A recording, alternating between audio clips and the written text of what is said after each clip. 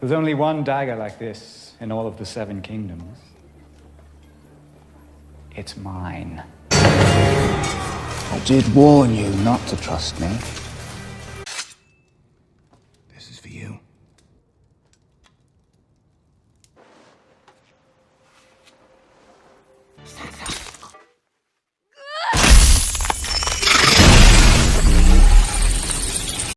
Littlefinger is the player in the shadows. He's definitely playing the Game of Thrones.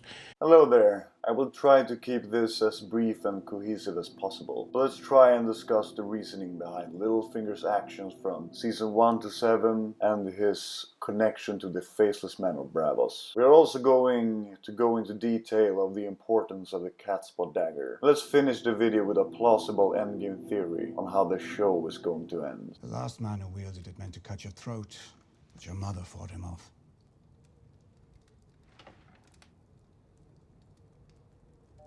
Okay, let's stop right there. Why would Lord Peter Baelish just give up his most valuable possession on a whim to a random boy who belongs to a house in Westeros that he despises? One thing I believe a lot of people overlooks regarding the Valyrian steel weaponry is how invaluable it really is. From my knowledge, there only exists 5 Valyrian blades in all the known world. So, imagine for a second you had one. Would you just donate it to the Stark charity?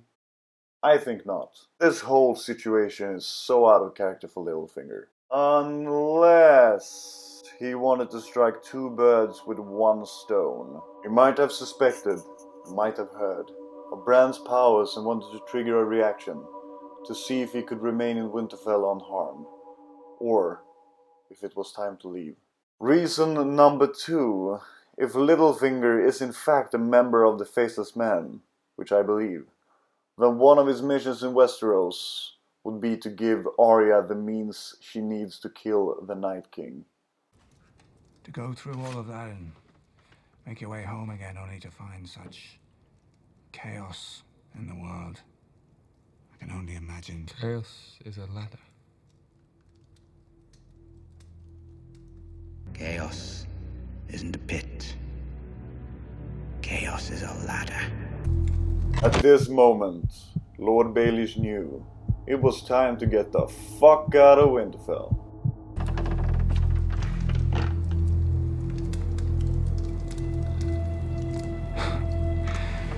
I'm sorry to have disturbed you, Lord Stark. I'm not Lord Stark. Littlefinger gave it to me. Littlefinger. He's here. He's declared for House Stark. Why would he give you a dagger? He thought I'd want it. Why? Because it was meant to kill me. The cutthroat. After your fall. Why would a cutthroat have a Valyrian steel dagger? Someone very wealthy wanted me dead. He's not a generous man. He wouldn't give you anything unless he thought he was getting something back. Here we can see Bran handing over the Valyrian steel dagger to Arya, all according to Peter Baelish's plan. He knew Bran wasn't going to waste a weapon like that on himself, not with the White Walker threat looming. Littlefinger always knew Bran was going to give it to Arya, but to what end? That's right, to give her the weapon she needed in order to slay the Night King.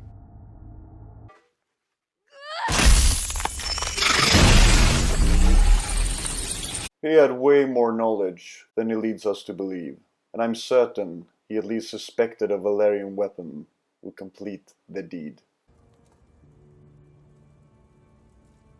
Non-believers will claim he fell into Sansa's and Arya's trap unaware, but if we really think about it, Littlefinger is proclaimed as one of the most intelligent and calculated men in the world.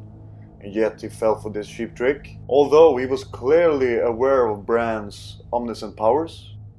I think not. Here is a scene where Samwell Tarly sits in the library of the Citadel of Old Town, researching ways to combat the White Walkers. Where, as he on accident stumbles upon a page displaying Littlefinger's Catspaw dagger. And let me clarify that the actual name of the dagger is not Catspaw. That's just a name the readers came up with. I believe This is foreshadowing from the writers of the show, that the weapon will play a decisive role later on. Let's also ask ourselves the question, why is Littlefinger in possession of the ultimate assassin weapon? Because he's a high-ranked faceless man. It is stated in both the show and the books that Peter has connections with Braavos. Through family, his great-grandfather was from Braavos, and their house sigil was that of the Titan of Braavos, with flaming eyes on a green field. And also, through his line of work in Robert Baratheon's court, where he served for many years as Master of Coin. And, as we have seen on the show, one of the obligations for the Master of Coin is to frequently visit Braavos, to negotiate with the Iron Bank, which also happens to be the home of the Faceless Men. Lord Peter Baelish shows a new house sigil, that of the Mockingbird. The Mockingbird is known in nature for its ability to mimic other animal sounds, which correlates to the Faceless Men's ability to change their voice and appearance. I believe it's a nod to that. Mockingbird. You created your own sigil, didn't you? Yes. Appropriate for a self-made man with so many songs to sing. I'm glad you like it. Two characters that are more similar than you might think is Jaqen H'ghar, who is a renowned member of the Faceless Men and who resides in the House of Black and White, and Littlefinger, Lord of Harrenhal. They are both addicted to playing games. Sometimes, when I try to understand a person's motives, I play a little game.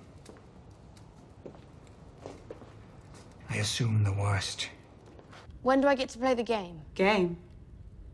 The game. The game of faces? Who are you? What's the name of the show? They both share similar features. They are the only characters in the show with sprinkles of white in their hair. They are both skilled with daggers and always wear one. Here we can see Littlefinger giving a Braavosi coin to another member of the Faceless Men for her to take his place in the court scene later on. Here. I firmly believe that Littlefinger is a faceless man, and that he will make another appearance on the show, because then all of the writing and foreshadowing will make perfect sense. Littlefinger forced Arya into exile by capturing her father. The Faceless Men trained her, and Littlefinger gave her the weapon she needed in order to end the long night. It will also serve to create a good wrap-up for the Faceless Man story arc in the series, where you can show the viewer how this was all set up from the start. The show can also tie up the loose ends regarding the religions of the world, and display that there was only one true God, and that is the many-faced God. Alla Morghulis. All men must die, good and evil. Men worship as they will, but at the end of every road stands the many-faced God, waiting. So what is the Faceless Man's end goal? My theory is that they want to do whatever it takes to stop a Targaryen restoration. During my research for this video, I looked at the origin of the House of Black and White. And guess what? They are all former Targaryen slaves. Therefore, it's not outlandish to speculate that they have a deep hatred for the last living Targaryens. That is, Jon and Daenerys. This is how the ending plays out. Cersei and Euron's army will be defeated after the Golden Company surprisingly rallies to Jon's side. Since they are all former Targaryen lords of Westeros, and their allegiance lie with the true Targaryen heir. Daenerys will die, Cersei will die, and we will have a Clegane Bowl, where the Hound uses his greatest fear, fire, in order to kill his brother, the Mountain. The Faceless Man will sneak in the midst with Littlefinger as the leader. And in order for Arya to have a decent opponent, since the show has solidified how overpowered she is, Arya will battle and die at the hands of her former master, Jaqen H'ghar. I'm still unsure who will mount the throne, but my bets are either with Littlefinger, King of the Ashes, But he would see this country burn if he could be King of the Ashes. or that he actually succumbs during the final battle, and that either Jon or Gendry takes a climb to the throne unwillingly. Because in chaos, there's opportunity for advancement. So he creates chaos while pretending or feigning to be everybody's friend, to be always helpful, always smiling, always joking. He's very, very charming. I take my Bible and I'm going down into the darkness of the crowd.